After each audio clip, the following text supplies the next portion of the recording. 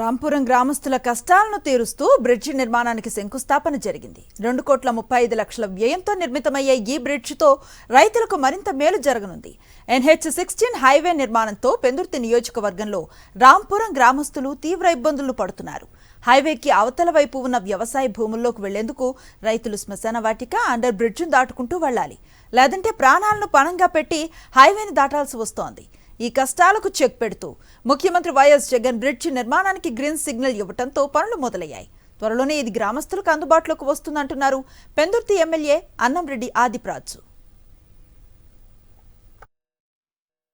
సుమారుగా 2,35,00,000 రూపాయలతో మరి ఈ కార్యక్రమాన్ని భూమి పూడ్చి కూడా చేయడం జరిగింది. అతి తొందరలోనే వాళ్ళు ఇచ్చినటువంటి టైం ప్రకారం అయితే 1.5 month లో పూర్తిగా దీన్ని పూర్తి చేసి మళ్ళీ వచ్చే నెల 15వ తారీఖు లోపు, ఫిబ్రవరి 15వ తారీఖు లోపే దీన్ని పూర్తి స్థాయిలో ప్రజలకి మళ్ళీ వాడకానికి అందిస్తామని చెప్పడం జరిగింది.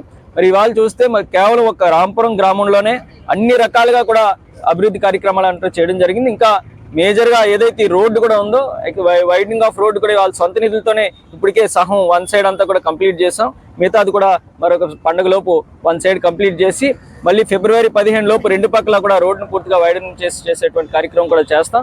అదే రకంగా మరి సుమారుగా 50 లక్షల రూపాయలతో ఒక కళ్యాణ మండపాన్ని కూడా శంకుస్థాపన చేసుకోవడం. ఇప్పుడు 50 lakhs సంబంధించి వర్క్ అయిపోయింది. మరి మరొక 30 లక్షల నిధులు రిక్వైర్మెంట్ ఉన్నాయి. అది కూడా అతి తొందరలోనే పూర్తి చేసి మళ్ళీ ఎన్నికల లోపు ఏవైతే గ్రామానికి వాగ్దానాలు ఇచ్చామో అవన్నీ కూడా పూర్తి చేసేటువంటి కార్యక్రమం చేస్తాం.